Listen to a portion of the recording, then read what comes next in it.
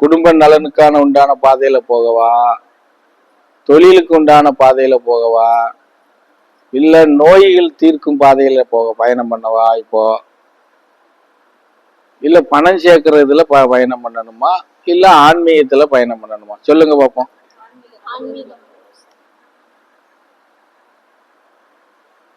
2 பேரு சொல்லியிருக்கீங்க, மீதி பேரு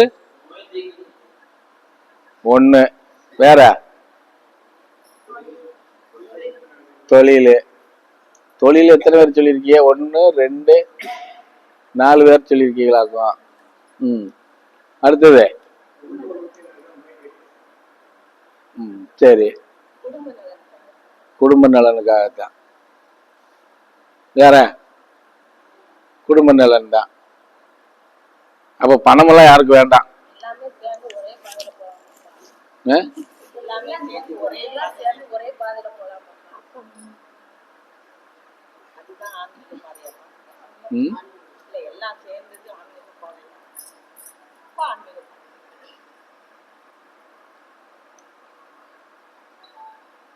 இப்போ ஒவ்வொருத்தரும் ஒவ்வொரு பாதையை சொல்லியிருக்கீங்க இல்லையா?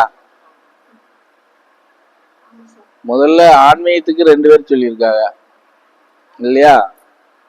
நோய் தீர்க்கிறதுக்கு ஒருத்தர் சொல்லியிருக்காரு. அந்த நோய் குடும்ப நலன் அவரு சேர்ந்துக்கிட்டாரு இல்லையா? தொழிலுக்கு 4 பேர் சொல்லியிருக்காங்க. குடும்ப நலனுக்கு இங்க ஒரு 3 பேர் சொன்னீங்களா? இப்ப இதுல யாரும் மெஜாரிட்டியே இல்ல. ஓட்டு போடாதவங்க ஒரு 4 பேர் 5 பேர் இருக்காங்க. அதுதான் மெஜாரிட்டியா இருக்கு. இப்போ எப்படி ஓட்டு போடாதவங்க 5 6 பேர் இருக்காங்க. மெஜாரிட்டி எதுன்னா ஓட்டு போடாதவங்க இப்ப மெஜாரிட்டி. சரியா?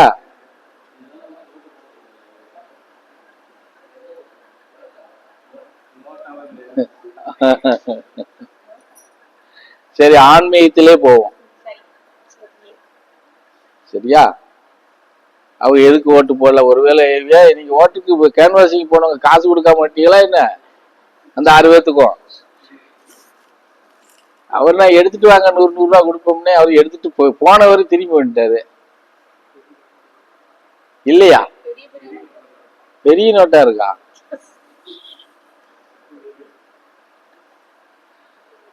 ஐயோ கடவுளே.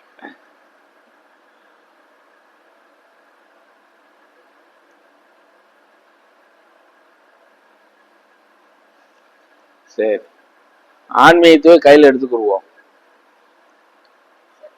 ஆனா மண்டைய ஆட்டிக்கிட்டு மறுபடிக்கு காலையில தூங்க போங்கன்னு சொன்ன உடனே தூங்கி எழுந்த உடனே மறந்துட்டோம்னு சொல்லக்கூடாது. நான் நெசமா சொல்றேன் சாமிகளா, இதுக்கு முன்னாடி மாதிரி உங்களை சரி என்ன செய்ய அப்படின்னு எல்லாம் இனி நினைக்க மாட்டேன். ஏற்கனவே நான் சொல்லிக்கிட்டே தான் வாரேன். அது ஒவ்வொரு மாசத்துக்கு ஒவ்வொரு மாசம் நான் டைட் ஆகிட்டு தான் வாரேன், பாத்துக்கோங்க. ஆமா, கொடுக்குற விஷயத்த கரெக்டா ஓரளவுக்கு நீங்க முழுசா அதுல நடைமுறை ஆகலைன்னா கூட உங்களுக்கான முடிஞ்ச வரையாவது அதை நீங்க பின்பற்றி அதுல பயணம் பண்ண கத்துக்கிறணும்.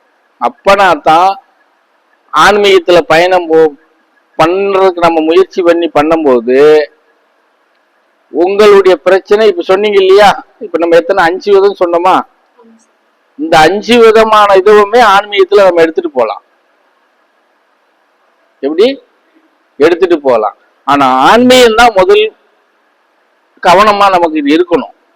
ஆன்மீகம்னு போகும்போது நீ அதுல ஓரளவுக்கு ஆன்மீக சிந்தனையும் ஆன்மீகத்துக்கு உண்டான அந்த மந்திரங்களை துதி பாடுறதும் கொஞ்சம் உனக்கு மனப்பாடமா ஆகி சராசரி இந்த நேரத்துல நம்ம இதை கொண்டுட்டு போகணுங்கிற எண்ணம் வர்றது வரைக்கும் இந்த இப்ப சொன்ன இதர பிரச்சனைகளை உள்ள கொண்டு வரக்கூடாது. குடும்ப நலன் ஆகட்டும், தொழில் ஆகட்டும், நோய் ஆகட்டும், பணப்பிரச்சனை ஆகட்டும், இத முதல்ல நீ ஆன்மீகத்துல போகும்போது உள்ள கொண்டாந்து வச்சீன்னா எதுலயும் நீ போய்க்கிட முடியாது. ஆன்மீகத்துல பயணம் பண்ணும் போது எல்லாமே நம்ம சகலமும் சரி பண்ணிக்கலாமா பண்ண முடியும். புரிஞ்சதா? அப்போ ஆன்மீகத்தை ஓரளவுக்கு நம்ம மனம் உகர்ந்து மனம் நிலையில ஏத்துக்கிறணும். சொல்றதுக்காக வேண்டி நம்ம அப்படி இப்படி நம்மளாலும் சரியா இருக்காது. ஏன்னா ஆன்மீக பயணங்கிறது பொதுவா வந்து உன்னுடைய ஆன்மாவுக்கு சம்பந்தப்பட்டது.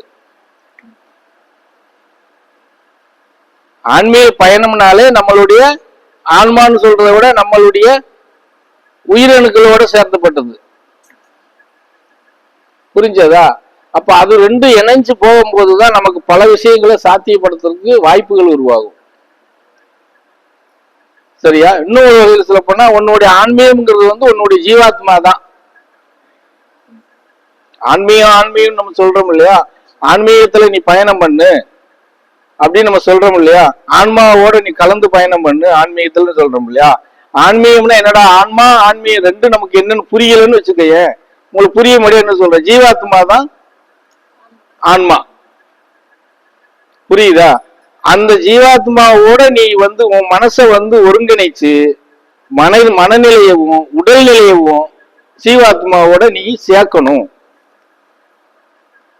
சேர்த்து பயணம் பண்ணும் போதுதான் பரமாத்மாங்கிற ஜீவங்கிட்ட நாம போய் சரணாகதி அடைய மாட்டேன். சரணாகதி அடையிறதுலாம் அதெல்லாம் பெரிய விஷயம். நீங்க நினைக்கிற மாதிரி நான் சரணாகதி அடைஞ்சிருவேன். சரணாகதி அடைஞ்சது நீ எதை திறந்துட்டு போற? நீ சரணாகதி அடையிறதுக்கு இப்பதான் நீங்க தான் சொன்னீங்கல்ல, ஆன்மீகத்திலே எல்லாத்தையும் சேர்த்து கூட்டிக்கிட்டு போகணும்னு சொல்லி, அப்புறம் எப்படி நீ சரணாகதி அடைய முடியும்? சரணாகதி அடையிறதுங்கிறது வந்து சகலமும் திறந்து போறதா சரணாகதி அடையிறது. இப்ப சொன்ன இத்தனை ஆசைகளை வச்சுக்கிட்டு போய் சரணாகதி எல்லாம் அடைய முடியாது.